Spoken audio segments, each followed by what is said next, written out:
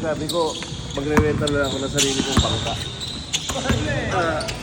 Tapos yun, ano, maganda yun yate, no boss? Yung maliit na yate lang. Maliit na boat din, no? Parang yate. Hindi, meron ako nakikita yung parang nilibenta. Oo, fence. Ayan, maliit na bangka, hindi tayo gagawin sa mga store. Anong gagawin? Yung nasa na nag-boat kami gano'n naman. Merong island sa gitna na ano. Meron yung island na Tapos yung snorkeling medyo mababaw lang. Malalim talaga. Paano? Yung snorkeling na gagawin natin, yung katulad ng ano? Alam mo, kailan nga yung mo yung ban Katulad para ng ma-reserve snorkeling ko? natin pwede yun. Di ba? Sabihan kita. Pero ano yun? 29, 30, 30. Ng April. May. Pero ano, Snorkeling eh. hindi yung akala mo yung business na nakasya mo. Hindi, may mga bangka na dadali na sa snorkeling kaya lang sa magitan yung mga snorkeling.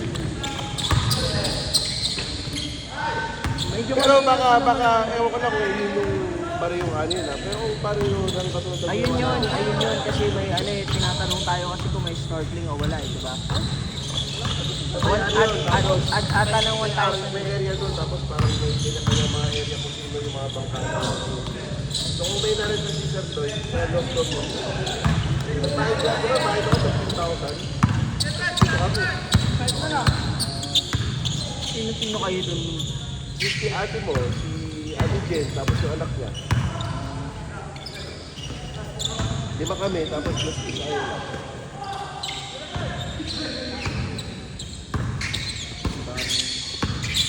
Ako lang kasi dinala ko na dati lagi dinadala ko lagi sa iyo lagi si Ryzen, hindi naman sa takot na rin. Kaya sabi ko, useless din pagpabangkalan din yung mag-stay lang sa bangka. Hindi na ko nga yung yung maliit talaga na. Hindi lang ko sana sa kaso hindi sa mga manghihigay sa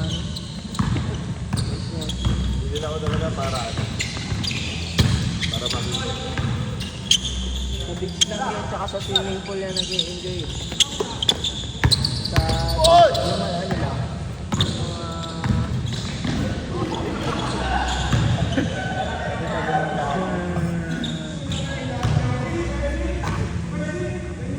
Pero yung wrestling namin, ito yung ginagawa.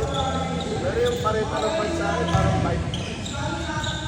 Dito kami. Sa amin SUV na yun SUV na. Ay hindi, ba't yung Ito yung sa akin.